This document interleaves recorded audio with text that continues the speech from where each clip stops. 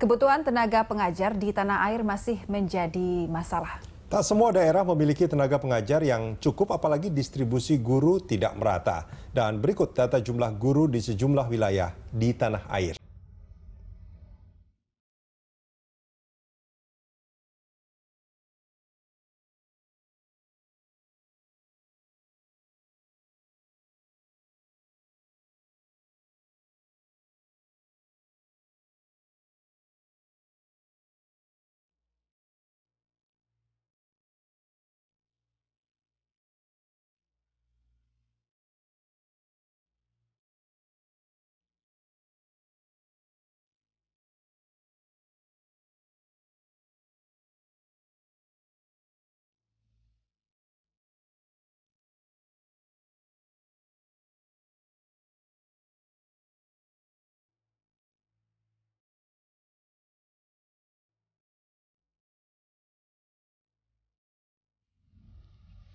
Ya, pemirsa, kami juga mengundang Anda untuk berpartisipasi dengan sambungan telepon yang sudah tertera di layar kaca Anda. Ya. Kami masih terhubung melalui sambungan telepon dengan Pak Herman Suryatman. Pak Herman, masih bersama kami, Pak?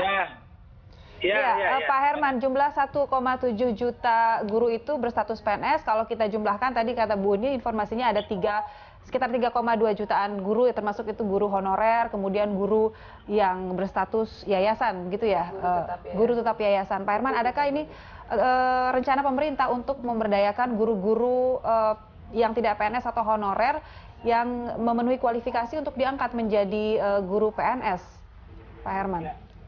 Tentu yang pertama kita Halo? Ya, silakan Pak Herman. Ya, yang pertama kita mutakhirkan dulu datanya. Kita mapping ya secara baik sehingga kita bisa mendapatkan data valid ya, data yang akurat, berapa jumlah guru yang ada dan berapa kebutuhan ideal. Tadi Ibu mengatakan sepakat rasio guru dengan murid kan di kisaran 1,25 atau 1,30, terutama untuk pendidikan dasar ya. Nah, berangkat dari data yang akurat dan valid tersebut, tentu kita bisa sampai kepada berapa kebutuhan formasi guru yang ada, berapa kekurangannya berapa. Dan tentu itu menjadi kebijakan Menpan dalam menetapkan formasi yang dibutuhkan. Tentu dari mana formasi ini, apa dari umum atau dengan memanfaatkan tenaga honorer yang ada, ini yang akan kita kaji secara seksama, karena kita pun harus memperhatikan. Kalau untuk ASN ya, PNS, ya, untuk ASN itu ada dua. Pegawai ASN itu ada PNS, pegawai negeri sipil, ada P3K, pegawai pemerintah dengan perjanjian kerja. Apabila kita ingin mendapatkan PNS, tentu usianya kan harus di bawah 35 tahun. Dan teman-teman honorer ini kan kebanyakan pada umumnya usianya di atas 35 tahun.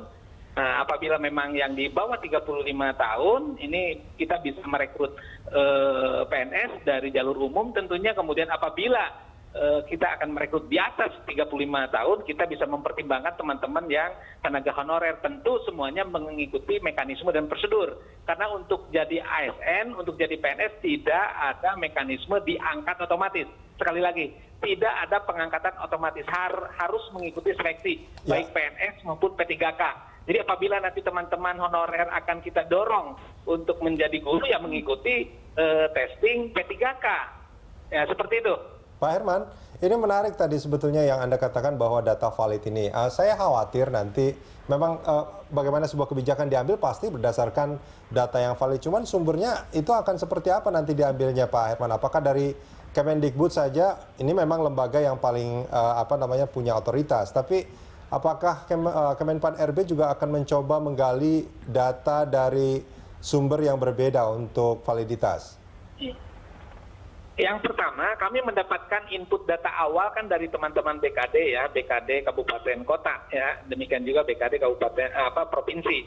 Ada aplikasi informasi. Jadi kita punya aplikasi diisi secara digital ya, secara online oleh teman-teman di daerah, hasil analisis jabatan dan hasil analisis beban kerja, termasuk di dalamnya untuk guru. Berapa kebutuhan guru itu ada di informasi ya, sudah di di entry, dan tentu kita itu jadikan data awal kita. Nah, tentu nanti data kebutuhan yang ada di informasi usulan dari kabupaten kota, kita akan cross check dengan data yang ada di Kementerian Pendidikan, ada Dapodik. Tentu kita juga mungkin nanti kita bisa melihat data yang ada di Badan Statistik. Tentu ini yang akan kita lakukan, sinkronisasi data, sehingga nanti Pak Menpan menetapkan formasi untuk guru, ya, misalnya untuk guru garis depan betul-betul berdasarkan kebutuhan, begitu, betul-betul berdasarkan kebutuhan, sehingga pengadaan guru nantinya penambahan formasi menjadi solusi, begitu, bukan hanya sekedar peningkatan secara kuantitatif, tapi tidak menjawab persoalan. Ini kan harus menjawab persoalan, ya. Ya. Pak Herman, ini tadi seperti disampaikan sama Bu Uni sebetulnya, untuk tingkat SD misalkan, memang yang dibutuhkan adalah bukan hanya soal distribusi dan redistribusi, tapi juga memang jumlah gurunya itu sangat kurang. Tapi untuk tingkat menengah atas, ini justru yang terjadi adalah distribusi guru yang kurang merata seperti itu. Jadi memang nanti kebijakannya akan lebih, ada semacam taksonomi begitu kali ya Pak Herman ya, ada klasifikasi untuk tingkat ini bagaimana, untuk tingkat itu seperti apa kali, seperti itu ya? Tentu kita lihat data dulu nanti, ya. Jadi kita akan coba dalami dulu datanya, kita petakan dan formasi yang akan kita tetapkan berdasarkan data yang ada. Tentu kita bisa lakukan saja double track misalnya ya. Dual track artinya apabila memang persoalan di lapangan yang satu wilayah atau satu sekolah kelebihan sekolah yang lain atau wilayah yang lain kekurangan, itu tentu solusinya adalah redistribusi, ya, redistribusi guru. Tetapi apabila itu sudah dilakukan masih tetap kurang, tentu kan penambahan, ya kita berikan formasi formasi untuk pengadaan guru baru, baik di jalur umum maupun melalui yang tadi guru garis depan. Karena apa? Karena walaupun moratorium, ya sekali lagi kami highlight, walaupun moratorium untuk guru itu salah satu yang tetap rencananya sesuai arahan Pak Menteri akan dibuka. Ya, Pak Herman, ini menarik sebetulnya di awal tadi Anda mengatakan, sebetulnya saya juga menyimak pernyataannya Pak Menteri, bahwa nanti akan ada dalam proses penerimaan misalnya, itu akan ada semacam memorandum of understanding bahwa mereka siap untuk ditempatkan di daerah terluar segala macam. Nah, untuk kondisi saat ini sebetulnya para guru memang, pemerintah daerahnya yang tidak memahami kebutuhan daerah, terus akhirnya ketika guru pengen pindah semuanya di kota gitu, itu yang terjadi atau bagaimana sebetulnya Pak Herman? Sebetulnya yang namanya kita mau jadi PNS ya pada saat pendaftaran dari dulu kita itu menandatangani ada satu pernyataan siap ditempatkan saja dalam wilayah negara kesatuan Republik Indonesia. Dari dulu sudah seperti itu. Faktanya gimana? Prakteknya setelah ditempatkan mungkin 1-2 tahun dia mengikuti ya, ditempatkan di pelosok. Nah tahun ketiga, tahun keempat biasanya bermanuver ingin pindah, begitu. Itu yang saya katakan di lapangan. Biasanya kan ada yang pikir baik dari kolega, dari oknum pejabat atau dari siapapun begitu. Baik, tapi Pak Herman kedepannya kedepannya akan ada regulasi yang lebih mengikat lagi para guru berstatus PNS ini untuk lebih lama lagi begitu mengabdi di satu daerah, Pak Herman. Ya, saya kira Pak Menpan sudah menegaskan, tentu kita harus pikirkan. Kalau hanya surat pernyataan kan ternyata praktiknya banyak yang diingkari. Ini yang menjadi perhatian kita, bagaimana caranya agar guru yang ditempatkan di daerah terdepan, terluar, terdalam, tertinggal betul-betul konsisten. Sehingga dari sisi formasinya saja kita siapkan formasi khusus namanya guru garis depan. Jadi memang dari awal itu spesifik. Ya mau tidak mau, suka tidak suka, ya formasi ini hanya untuk daerah-daerah terdepan, terluar, terdalam dan tertinggal gitu. Pak Herman, kita ke Bu Uni ya. Kita ke Bu Uni.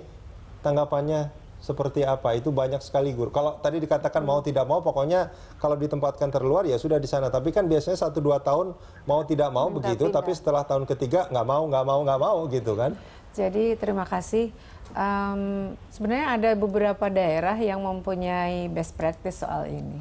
Ya, jadi memang harus dibuatkan sebuah sistem di mana orang akan ada di situ. Ya, atau satu dalam misalnya 5-10 tahun, atau di kabupatennya itunya sendiri boleh rotasi di antara kabupaten, kan Rotasi. itu kan, rotasi di antara Oke. satu kabupaten itu termasuk berarti existing guru. Nah, Kalau rotasi itu nanti kan ongkosnya luar biasa besar itu kan. Mereka kan kalau guru-guru harus pindah keluarga juga, dan lain keluarga sebagainya. gitu Jadi kan. ada jarak yang bisa dihitung di situ. Nah, karena itu kalau saya tadi guru garis depan juga saya khawatir. Saya khawatir karena ini kan dia datangnya bukan dari daerah setempat. Ya. Jadi ada penanaman budaya sebenarnya yang saya juga pernah itu ya, kolase pendidikan guru di Merauke. Merauke itu peserta dari Papuanya itu kan belajar di situ, lalu dia ditanam ke daerah-daerah lain di sekitar mereka. Nah, saya ingin menyampaikan usul kalau bisa dipertimbangkan oleh Pak Suherman dan kawan-kawan nanti di ini. Justru sebenarnya banyak guru honorer yang memenuhi syarat kualifikasi dan kompetensi, silahkanlah sistemnya. Oke. Tapi orang situ, Ya. orang situ Yang memang sudah berdomisili berdomisili di situ, ya, Bu. situ, sudah lama di situ. Kalau dia diangkat di situ tidak akan pergi, apalagi dia berharap nih, dengan perjanjian kalau enggak, kalau Anda terdapat itu maaf sanksi misalnya. Ya, tidak bisa PNS-nya ditangguhkan atau dibagaimanakan gitu. Itu jauh lebih efektif daripada misalnya dari berbagai daerah, ya kan, idealisme memangnya kita harus akui, terima kasih kita ini. Tetapi nanti yang dikhawatirkan kemungkinan besar muncul karena dia punya ya 1-2 tahun oke lah, ya 5 tahun gitu kan, lihat temennya yang itu kan. Nah ini cara lain yang harus dipikirkan, bahwa model rekrutmennya tadi yang disampaikan ya enggak masalah gitu. Sebenarnya selalu ada cara. Coba lihat misalnya Gorontalo, coba lihat misalnya Merauke dengan kolase pendidikannya itu menanamkan dari anak-anak setempatnya di situ sehingga dia memang betah, dia tumbuh besar, budayanya ada di situ. Nah ini kalau kita manfaatkan ini tidak menimbulkan masalah baru, tetapi sistemnya kita perbaiki dan mereka sudah mencintai budayanya dan tempatnya. Baik, Bu Uni, kita akan lanjutkan diskusi ini. Pemirsa, kami akan kembali sesaat lagi.